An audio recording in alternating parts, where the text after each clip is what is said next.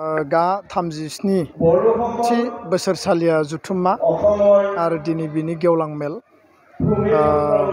दुलाराय बर' फरायसा आफादा जोंनि जि जुथुम्मा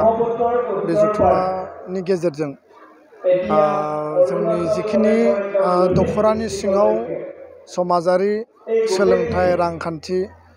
आरो माखासे जिखिनि जेंना जेंसि थायो बे जेंना जेंसिफोरखौ लानानै डेलिगेट हलाव सावरायो गामिनि आफादगिरि गाहाय नेहाथारिफोरखौ लानानै आरो लोगोसेनो रायजो राजानि मददजों गेवलां मेल खुंनाय जायो आरो बे गेवलां मेलनि गेजेरजों आथिखाल माहारिनि थासारि माहारिनि जौगानाय आरो माहारिनि जेंना जेंसि आरो जोङो माहारिखौ दानांगौब्ला बड'फानि आदर्श मोन्थोरजों गेरेमसा माहारि दानांगौब्ला जोंनि मावनो गोनां बिबाना मा आरो जोङो रांखान्थि सोलोंथाइ समाज बेबस्था आरो गासै बे थासारिफोरखौ जों बोरैहाय गोख्रों खालामनो बे गासैबो बिथिंनि सायाव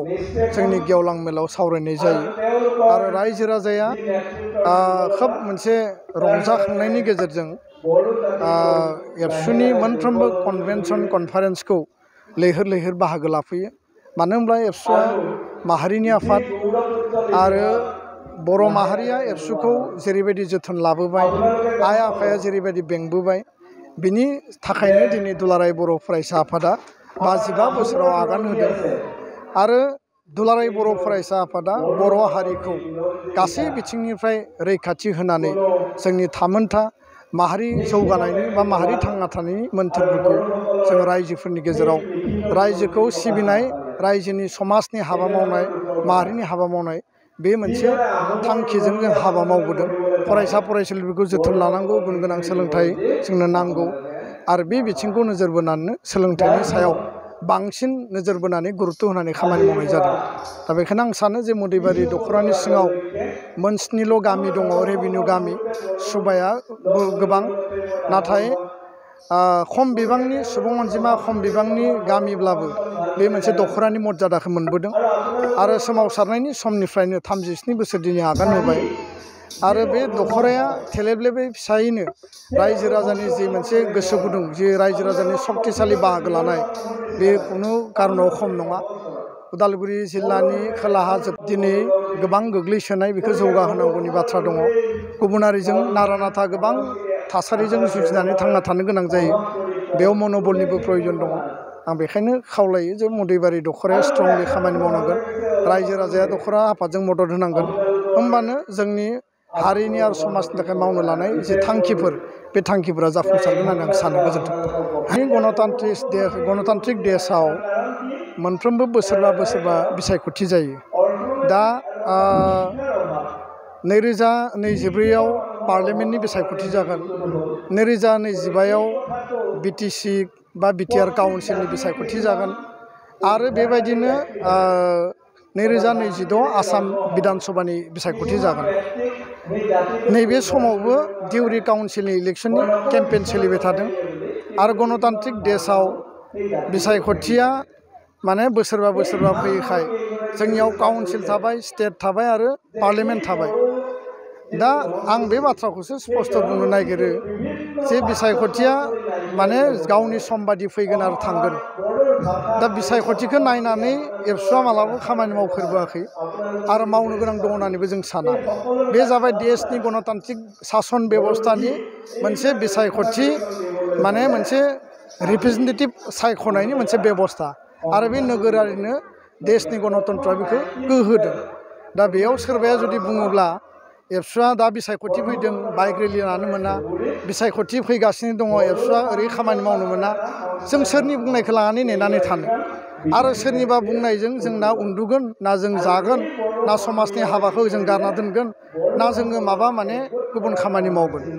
बेयाव जातिनि सार्थनि थाखाय जोंनि आदर्श आरो नितिया मा बुङो बड'फाया गेरेमसा माहारि दानायनि मोन्थोरखौ जोंनो होनानै गालांदों आरो बड'फानि सिमाङा दिनै आद्रा जानानै दङ दा दिनै जोङो बिएससि मोनबाय बिटिसि मोनबाय बिटिआर मोनबाय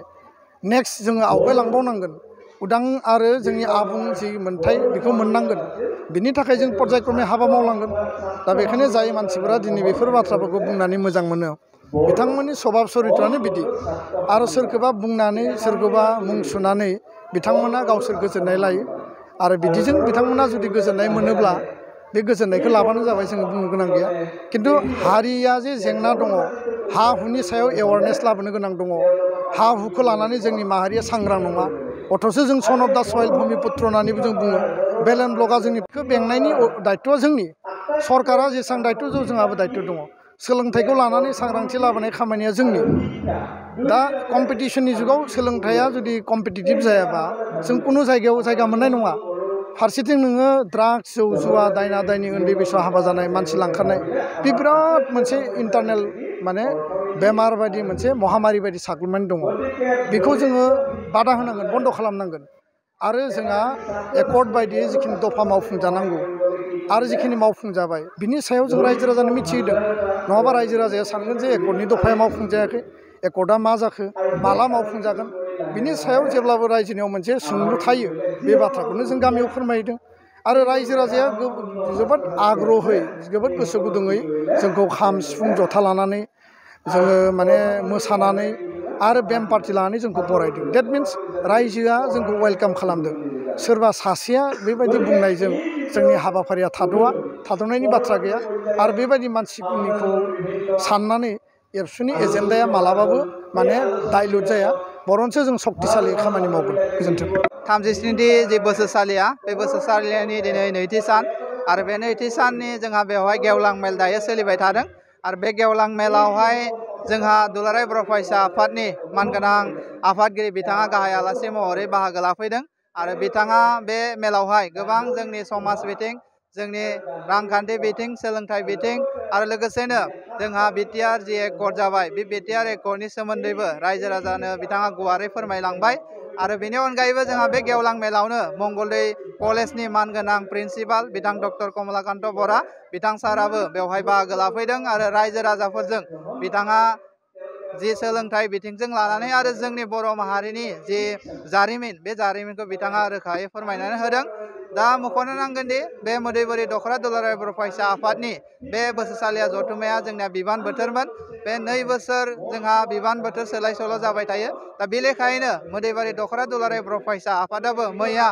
5 नभेम्बरावहाय जोंहा गोदानै मोनसे आफाद दाफुंनानै लायो आरो बे आफादा फैगौ 2 बोसोरनि थाखाय जागोन आरो बे लेखायैनो फैगौ 2 बोसोरनि थाखाय बै गोदान आफादा बिबानगिरि बिथांमोना बिबान लानानै खामानि मावलांगोन आरो बेबायदिनो जोंनि जे ओनसोलनि सोलोंथाइ बिथिं